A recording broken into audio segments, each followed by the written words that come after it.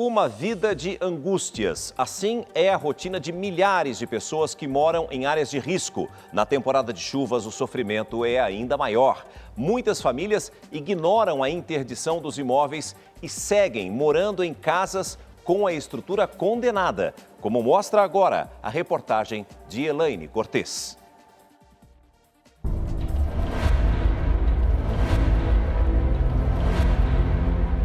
Medo, tristeza, de pavor, de agonia, tudo. Sentimentos traduzidos em números: 10 mortos, 133 casas interditadas, 34 desabrigados, 532 desalojados e mais de 1.000 pontos de deslizamentos. Mairiporã, região metropolitana de São Paulo. Um dos 3 municípios da região mais castigados pela chuva que há quase um ano mudou a vida de centenas de pessoas. Só em uma das casas soterradas estavam 15 pessoas, apenas 5 resgatadas com vida. 7 eram da mesma família. No local, as marcas da tragédia continuam e bem perto dali, um sobrevivente.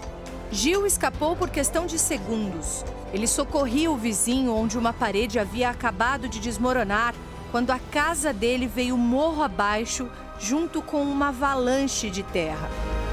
Nesse meio tempo, eles falavam: Gil, corre lá que a sua casa está descendo. Foi triste, foi triste. Eu vi a casa vir abaixo, caiu tudo aqui, foi tudo soterrado, perdi documento. O que só parece um barranco era a casa deste pintor de automóveis desempregado que mora de favor. Ele não recebeu o auxílio aluguel e logo depois da destruição acabou numa garagem. Como é que eu ia alugar uma casa, sendo que eu não tenho uma renda, uma fonte de renda, entendeu? Parado. Eles iam querer depósito. Eu dividi o espaço, entendeu? Com ratazana, entendeu? Não tinha um banheiro, não tinha pia, não tinha nada. Então, quer dizer, eu passava dias e dias assim, noites e noites desse jeito. Sem renda e sem saída, ele voltou para a casa da mãe, que mora debaixo do terreno que desmoronou. O imóvel continua interditado. Um desespero, não tem limite, não tem controle, nada, não consigo trabalhar, não consigo fazer nada. O que eu posso fazer? A única ajuda que eu tenho é da providência divina. Medo, só que eu não tenho para onde ir, então eu tenho que permanecer aqui embaixo. Do lado de dentro não se nota o perigo, mas dá para perceber um dos motivos para enfrentarem o risco. Aos 70 anos, Dona Maria ganha 10 centavos por peça costurada e garante o sustento de uma numerosa família, juntando o serviço de costura com um salário mínimo de aposentadoria. Mesmo sabendo de tanto risco, por que a senhora teve que voltar para cá? Eu tive que voltar porque não tenho condições de pagar aluguel. Outra, tenho a casa que eu lutei tanto para ter. Não é justo eu destruir, abandonar tudo. Um sonho que eu tive, eu voltei porque eu sabia que lá embaixo tem menos perigo do que aqui em cima. Uma escadaria de degraus muito estreitos nos leva ao que está por cima da casa. O medo que eu tenho é de desabar e minha família ir junto e não ter solução. Meu maior medo é esse.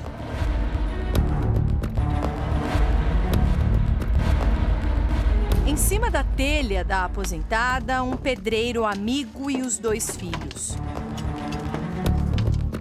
Eles quebram o que sobrou da estrutura soterrada. Aqui será construído por eles mesmos um muro de arrimo, sem nenhum conhecimento técnico. Eu não manjo nada disso.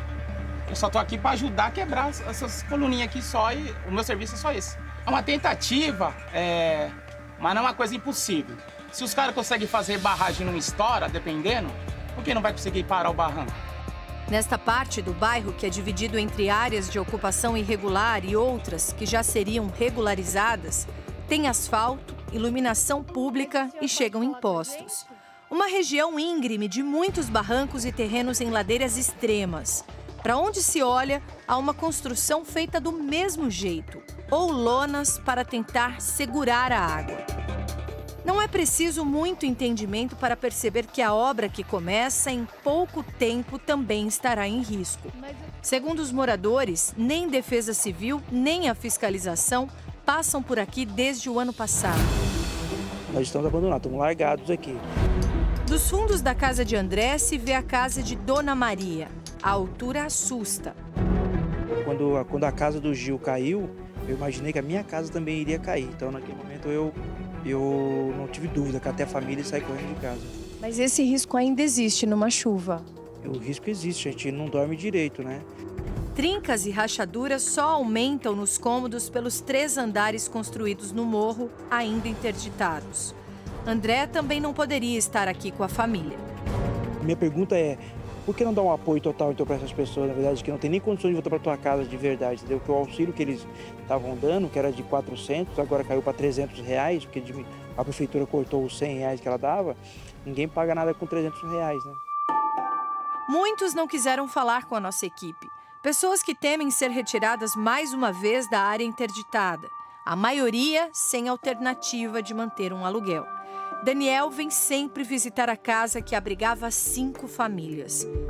Essa situação é ruim, né? Porque há 30 anos que a gente mora aqui e, de repente, assim, sair para pagar aluguel. Dispersos, hoje quase todos passam necessidade. Ultimamente eu estou desempregado.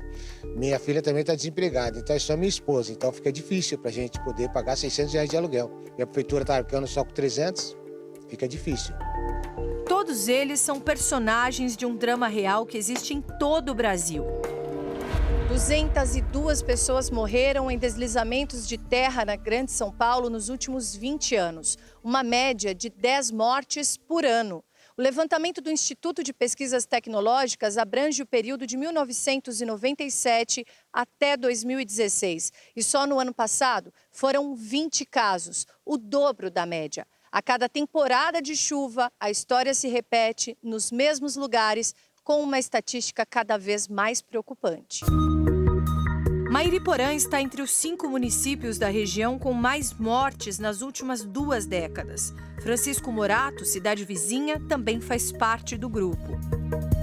Nos 39 municípios da Grande São Paulo, estudos já ultrapassados das prefeituras indicam um total de mais de 1.100 áreas de risco de deslizamentos, locais na iminência do perigo. Moradores que passam meses com os olhos no céu, pedindo que cheguem vivos até a próxima estação. É esse trauma que você nunca vai esquecer. É criança chorando, o bombeiro subindo, o bombeiro descendo. Passa um filme assim. O nervoso é muito grande. É grande. A gente só se acalma quando o temporal passa. Eu durmo, entendeu? Só que chega no outro dia, eu não sei se eu vou acordar ou não. Não sei se eu vou acordar com um monte de coisa em cima de mim ou não. Segundo a assessoria de imprensa da Prefeitura de Mairiporã, desde o início da nova gestão, no começo do ano, a Defesa Civil faz o trabalho de prevenção no bairro e já conversou com moradores das áreas de risco, mas alguns se recusam a deixar as casas. Em relação à taxa de aluguel que deveria ser paga pela Prefeitura para as pessoas saírem do local, a assessoria ainda não tem a resposta.